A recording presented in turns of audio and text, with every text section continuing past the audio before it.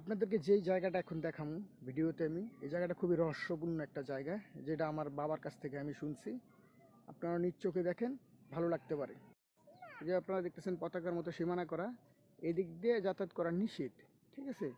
কিন্তু কালের বর্তমানে এই জায়গাগুলোকে মানুষ, যাদের জায়গা যাদের জমি, তারা এখানে আপনার কবরস্থান হিসেবে এটা চিহ্নিত করছে এখন, ঠিক আছে।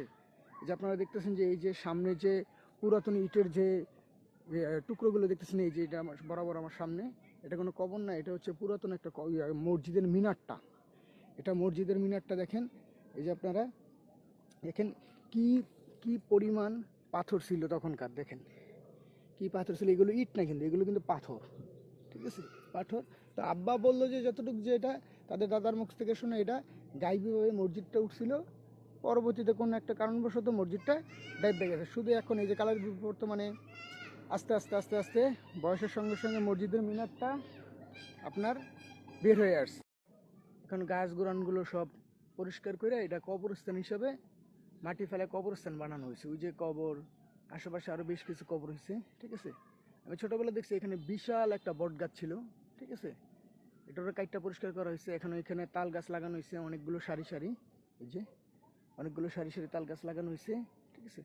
আসলে এই জায়গাটা সাধারণত কেউ আসে না, আপনাদের জন্য আমি ভিডিও করার জন্য শুধু এখানে আসছি, দেখানোর জন্য যে আসলে আল্লাহ পাকের মর্জি যখন যে জিনিসের উপর হয় সেটাই আল্লাহ পাক করেন। আল্লাহ পাক যদি সঠিক হন তাহলে রাখেন দুনিয়ার জমিনে, যদি অসঠিক হয় তাহলে দুনিয়া থেকে ভ্যানিশ করে দেন, ঠিক আছে। জানি না আসলে আল্লাহ পাক ভালো জানেন যে এটা কী কারণে এই মসজিদটা ডেবে গেছে। একদম বাড়ির পাশেই ছিল। এটাতে আমার দাদারাও নামাজ পড়ছেন কিনা আমি সঠিক জানি না, তবে আব্বার কথা মতো এটা 200-300 বছর আগেই ভ্যানিশ হয়ে যায়, মাটির তলে চলে যায়, ঠিক আছে। এখন ওই যে কবর করলো, আমাদের যে গ্রামের কবরস্থানটা, এটা অনেক দূরে। তো এইখানে যারা একটু মোটামুটি পয়সাওয়ালা লোক, তাদের এই জায়গাটা এটা, তারাই এটারে পরিষ্কার করে মাটি মুটি ফালায় এখন পারিবারিক কবরস্থান হিসেবে মানে ব্যবস্থা করতেছে আর কি, ঠিক আছে। বাচ্চারা এই জায়গাটা খুব কমই আসে, সবার ফ্যামিলি থেকে। ভিতরে আরও জঙ্গল, কিন্তু ভিতরে যাওয়া নিষেধ, তাই আমি ভিতরে গেলাম না। দেখতে পাচ্ছেন আপনারা শুধু জঙ্গল আর জঙ্গল, ঠিক আছে।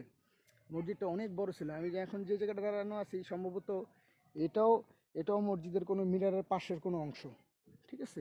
মিনারের পাশের অংশ দেখছেন তো, বুঝাই যেতেছে যে মসজিদটা, মিনারটা ছিল গোলাকৃতির, ঠিক আছে, গোলাকৃতির ছিল।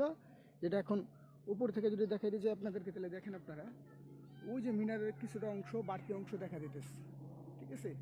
ওইদিকে যাওয়া নিষেধ তো, তাই ওইদিকে গেলাম না আর, ঠিক আছে।